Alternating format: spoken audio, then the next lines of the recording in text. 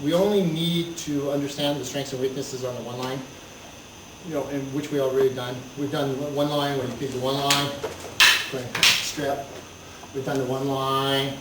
We came in like this, roll, strip, hit them, pick them up on the stick. We've done the one line, boom, so hit them with the stick. And so our one line is very, very succinct. We've done the one line, so pass and hit them, just go right in with the stick. So very, very aggressive. On the two line, this is actually the two line. Very quick, just really, hold your hand like this. Sure. Hold my hand up there. Sure. On the two line, we're just hitting this way. This comes in, this is just going to strip. This is just going to continue the bloodshed. Okay, one more time, sir. And then on the two, boom, shoot, hit, strip, boom, just keep going, just keep feeding. And it really doesn't matter what size stick he has. My concept on the two line is not to defend the two line out here because his stick, the tip of the stick has all the energy. My two line step in here. So I want to literally take the Serrada, which is not so much, when they talk about Serrada, it's not how they use their stick, but the fact that they close the technique down. And that's what we're going to do. We're going to take his energy. The tip of the stick is going to be moving at such, here's what I'm saying. The tip of the stick is going to be moving so fast that any kind of defense, with the exception of evasion, is the only thing that's going to save me. Anything I put up it'll literally destroy me and stun me. And anyone who knows a stick, and this is what I laugh about, if you know a stick, you're not going to take my stick away. Okay? I'm not going to let you take it away. Okay? So anyway, in this concept, what we're doing is we're actually dropping underneath, clearing this, making the hit. From here, we're going to destroy structure so he can't come back this way as I disarm. From this position, we step inside, set my choke, do the gravity choke. So I want to get him into a gravity choke again, all right? I literally want to float my opponent so there's no retaliation. Okay, but when you do that, take the slack off the step. Okay, one more time. Now watch, look at the technique. There's my hip. Trap the arm, trap the leg. We can actually step on this too as we're going across and just lean them back. So there's always going to be a thing. Okay, now what I'm going to suggest to you, instead of, I want to weaken that arm so as I make my, that's a hit, that's a hit, that's a hit, there's my hit, there's my takeout. Inside, then check them out, make the hit. Yes? Right. So instead of blocking, make your block a hit. And what I'm actually going to do, she won't say it. What I'm actually going to do is make my hit this way. So I'm actually, another thing is, as I make this hit, this is coming out. Instead of, boom, I'm going to sweep, take this, there you go. Okay, you come in, boom, just whatever you want. Okay, go, pressure. So as he moves, I trap this way. This picks up my block, this picks up this. This is actually going to break the kazoosh. This motion comes on the low line, this, bunyo rakes, pulls back, use the pressure point, take the head. Okay, we're actually going to put it on the triangle. I'm just going to, and actually what I'll do is, if you ever been struck there or see people fight, all they see are like little flashes. It's like Mitch? Yeah, they have like little stars floating in their head. And that's just from a little pressure. A strike would actually be perhaps, obviously, we could actually do this technique as we come in, just pull, step right in and rake, and come in. But notice my physical yuri was to step. So obviously, if some reason, if I step and he sheds this motion here, he's in a grappling mode. Okay. And which just means I'm going to have to reassess. So when I come in on the line, as I step, as I open him up, see it makes him drop into the hit. As we come in, this is going to go here, and this is going to go to your submission. This will drop into his knees. This will open up. Just take him out. Okay, one more time. 2, 1, 2, 3, rake, 4, 5. Okay, real simple technique. Go to the line. This was my motion. Let's shoot across. Boom, boom. Okay. The counter on this motion, as I said, number 2 line, as we come, we trap this way. We entered a kick, as we rage, we came in this way, yes? So what we have to do is we have to, we talked about timing and stuff. So as Mitch comes in, as I go to my strike, as he pulls the trap. Now actually what he's doing on this trap is two things he's doing. He's actually hitting a potent point, he's activating, and he's taking this arm away so the arm's not free. Mitch's main question, why don't I just fall through on my stick? So what he does is he comes in, I just manipulate his stick and take him out. Because we're going to use like, kind of like the sticky hand concept. So all I'm going to do is, as long as Mitch has a weapon in this hand, this hand is always going to be in play.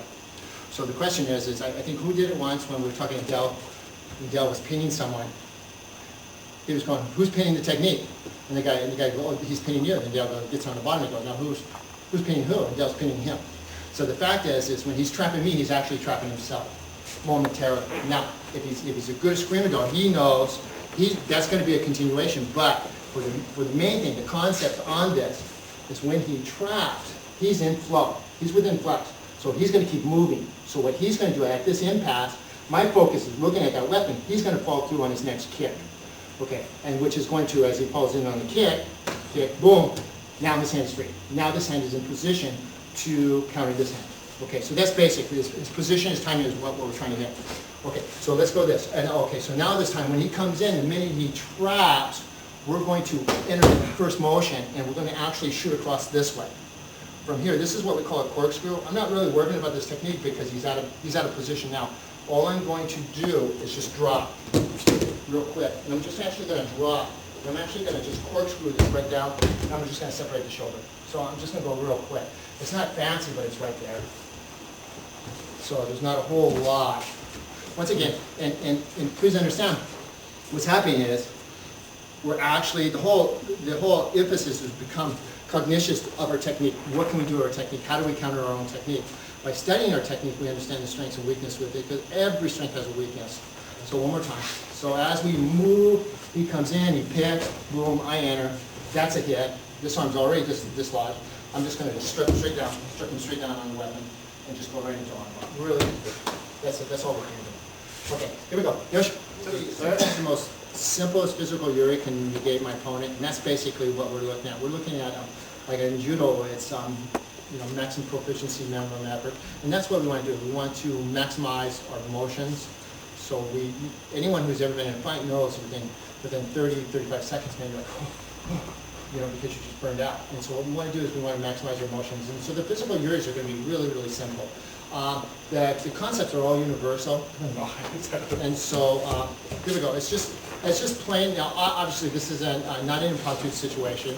But I think, like me and Hans were talking, we've had, well, if you do this enough, you become very tactile activated. And that is the whole concept.